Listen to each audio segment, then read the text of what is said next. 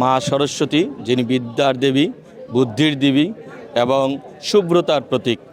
ছাত্র ছাত্রী, অভিভাবক, শিশু থেকে শুরু করে সকলেই মায়ের আরাধনা উপাসনা করছেন।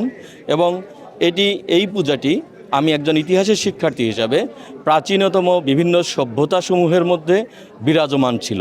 আমরা যেমন দেখি সিন্ধু সভ্যতা এবং মিশরীয় সভ্যতা, চৈনিক সভ্যতা, জাপানিজ সভ্যতা, এই সভ্যতাসমূহে মা সরস্বতীর পূজা বিভিন্ন নামে পূজিত হতো।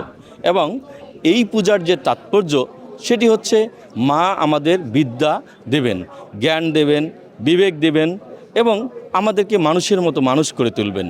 আমরা এই প্রার্থনার মধ্য দিয়ে আমরা আজকের পূজা চালিয়ে যাচ্ছি। এটা একটা বিশেষ দিন, বিশেষ করে ছাত্রদের জন্য।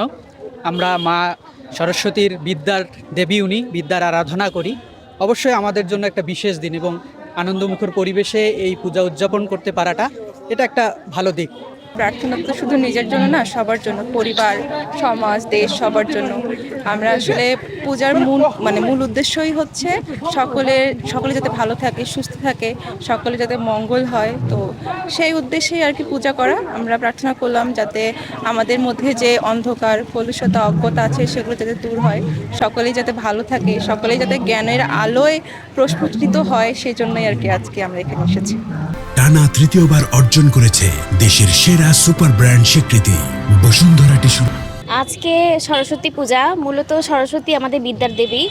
আমরা যাতে পড়াশোনায় ভালো করতে পারি, সবাই যাতে পড়াশোনা ভালোভাবে করে মানুষের মতো মানুষ হতে পারি, সেজন্যই সরস্বতী মায়ের কাছে আমরা প্রার্থনা করি পূজা করার মাধ্যমে। তো কারমাইকেল কলেজে প্রতি বছরই খুব জাঁকজমকপূর্ণভাবে সরস্বতী পূজা উদযাপন করা হয়ে থাকে, এবারও হয়েছে, খুবই ভালো লাগছে। কারমাইকেল কলেজ, কেবি হোস্টেল এবং কারমাইকেল কলেজ আয়োজিত শ্রী শ্রী সরস্বতী পূজা 2026 উদযাপন হচ্ছে। এই পূজা উপলক্ষে যারা পূজারী আছেন, ছাত্র, অতিথি এবং সাংবাদিকবৃন্দ যারা আছেন, সকলকে আমি শুভেচ্ছা এবং অভিনন্দন জানাচ্ছি। আজকের পূজা উদযাপনটা আসলে খুব আড়ম্বরভাবে হচ্ছে, খুব সুন্দর হয়েছে।